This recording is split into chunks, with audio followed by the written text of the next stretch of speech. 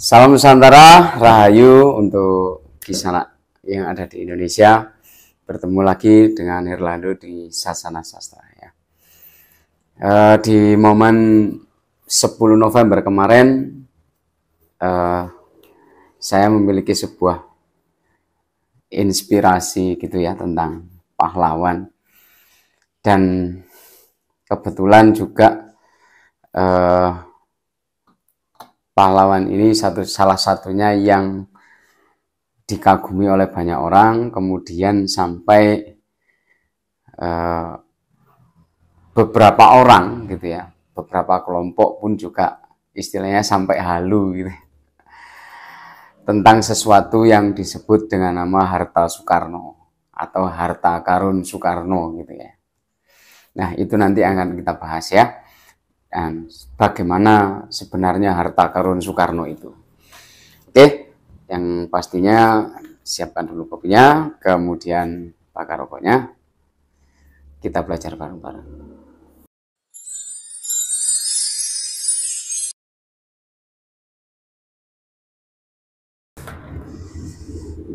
Baik, di sana semua, mungkin di tempat Anda semua mengenal ya beberapa orang atau beberapa kelompok yang karena mungkin begitu kagumnya dengan tokoh yang bernama Soekarno, Bung Karno gitu ya, sampai mereka akhirnya mendapati sebuah cerita secara turun-temurun yang memang belum tentu kebenarannya. Bahkan saking saking getolnya gitu ya, bahwa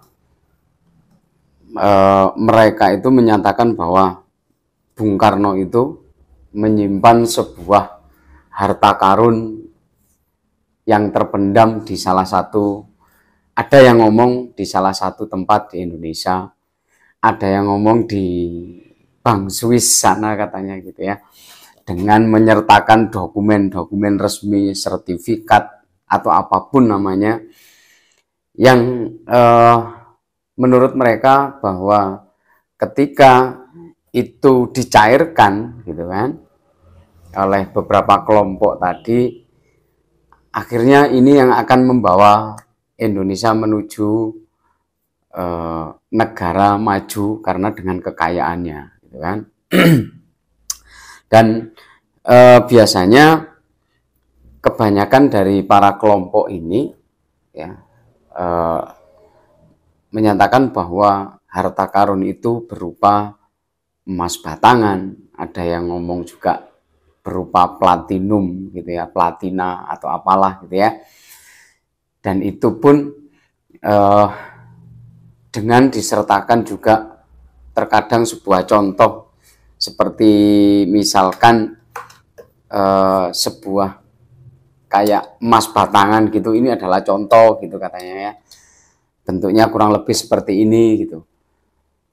Dan itu kalau yang benar-benar yang asli emas murni gitu kan. Nah, dari fenomena masyarakat kita yang seperti ini di sana semua, bahwa karena kekaguman yang berlebihan terhadap sosok Bung Karno, sosok Soekarno, akhirnya maaf mungkin tidak menggunakan nalar budinya gitu ya, atau mungkin ketika mendapatkan cerita itu akhirnya tidak pernah menggunakan nalarnya untuk berpikir ya, hanya dengan nafsu saja, nafsu ingin kaya atau mungkin Indonesia biar menjadi kaya gitu ya, akhirnya tanpa menggunakan nalar budi yang dimiliki seperti itu. Nah, logikanya seperti ini Kisanak semua, apakah memang harta karun Soekarno itu yang berupa benda ya, seperti emas batangan, platina, atau apapun bentuknya, apakah itu memang seperti itu ada gitu kan? Logikanya seperti ini, kalau memang benda itu ada, barang itu ada, ya. Dan pastinya pemerintah kita Indonesia itu yang dimulai sejak masa Pak Harto sampai dengan Bapak Joko Widodo, ya kan, itu pastinya mereka akan mengambil itu gitu loh. Ya. Kemudian nggak mungkin misalkan itu ada di Bank Swiss, nggak mungkin lah pemerintah kita akan diam saja bahwa itu adalah harta karun Bung Karno yang memang diwariskan untuk Indonesia, seperti itu. Padahal tidak seperti itu ya Kisana semua ya. Kalau kita mau berpikir lagi, kalaupun toh memang itu harta karun itu miliknya Bung Karno gitu kan, sudah pasti anak cucunya mungkin menjadi orang yang terkaya di Indonesia. Logikanya seperti itu. Kenapa? Daripada saya pendam, misalkan saya Bung Karno, daripada saya pendam, mending saya kasihin anak cucu saya, gitu kan? Logikanya di situ. Nah, bahkan ketika sekitar kurang lebih 4-5 tahun yang lalu, saya pernah bertemu dengan seseorang yang memang saya bilang pengagum Bung Karno dan menunjukkan kepada saya beberapa sertifikat dari Bank Swiss dan lain sebagainya. Kemudian ada salah satu versi yang mengatakan bahwa harta karun Bung Karno ini berupa gaib gitu kan, harus ditarik dari alam sana gitu kan. Nah, memang saya anggap ini adalah kekaguman yang berlebihan ya. Di sana sebelum kita mencari gitu kan, apa sih harta karun Bung Karno, makna dari harta karun Bung Karno, harta karun Soekarno ini, yuk kita belajar dulu sejarah gitu kan. Kita gali lagi sejarah kita di masa lalu gitu. Bahwa apakah memang benar sih harta karun Bung Karno itu memang berbentuk lempengan emas murni ya kan. Anggap aja ini emas murni atau platina gitu. Karena bentuknya hampir mirip ya. Apakah memang seperti itu gitu loh? Apakah memang benda itu benar-benar ada gitu kan? Kalaupun toh sekali lagi benda itu ada, pemerintah kita tidak akan diam saja. Ya, sekali lagi ini saya tekankan. Ya, kemudian mungkin dulu ketika Bung Karno tidak ada, sepeninggal beliau muncul anggapan-anggapan bahwa Bung Karno itu meninggalkan sebuah harta karun, gitu kan. Nah akhirnya enggak tahu bagaimana ceritanya, akhirnya berkembang menjadi harta karun sebuah benda yang berbentuk emas, platina dan lain sebagainya.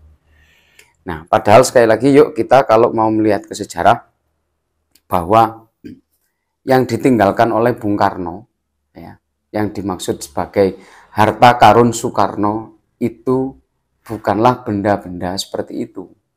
Ya. Yang ditinggalkan oleh beliau, harta karun sebenarnya Soekarno itu adalah yang namanya Pancasila. Itu ya. Seperti kita ketahui bersama bahwa Pancasila itu akhirnya disahkan ya, digaungkan oleh Bung Karno pada tanggal 1 Juni 1945. Gitu. Pancasila dicanangkan itu. Nah, pada akhirnya kenapa sih orang tidak berpikir seperti itu gitu. Bahwa harta karun inilah yang berupa Pancasila inilah yang digali oleh Bung Karno ya kan, dalam tanda kutip digali. Ya. Jadi Bung Karno bukan menggali emas kemudian untuk diwariskan ke Indonesia gitu kan. Bukan seperti itu ya, sanak semua. Jadi yang digali itu adalah budi pekerti. Ya, beliau menggali bagaimana menyatukan negara kita. Ya, akhirnya tercetuslah 5 sila atau yang kita sebut sebagai Pancasila, yaitu tentang kebangsaan Indonesia, kemudian tentang kemanusiaan, pri-kemanusiaan, kemudian tentang mufakat. Ya, atau bahasa sekarang demokrasi, kemudian kesejahteraan dan ketuhanan. Ya.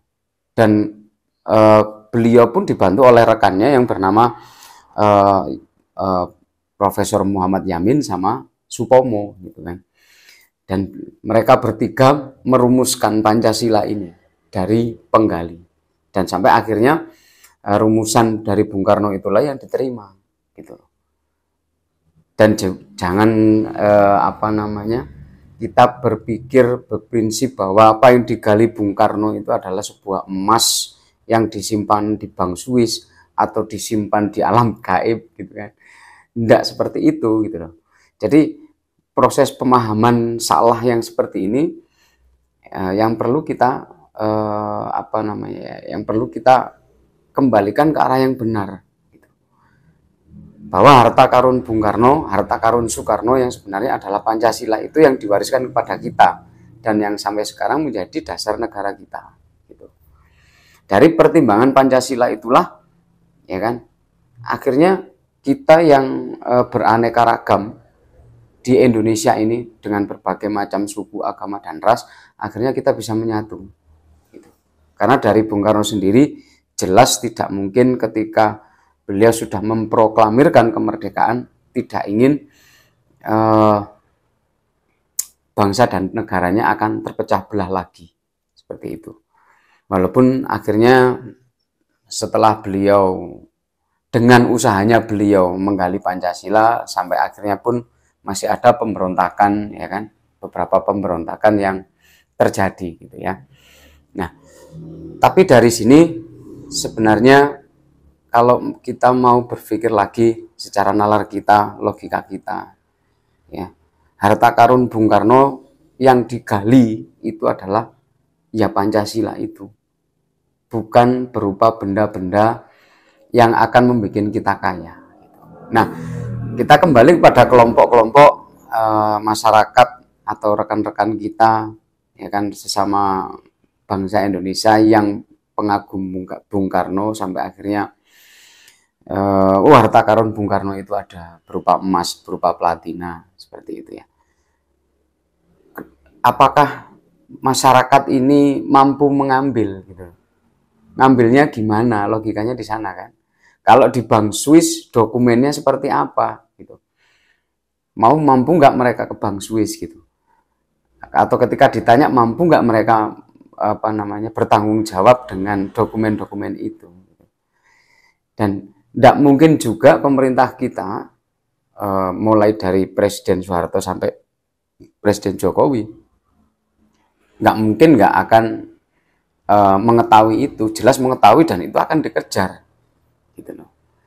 Ya, jadi itu hanyalah sebuah perumpamaan agar kita menjadi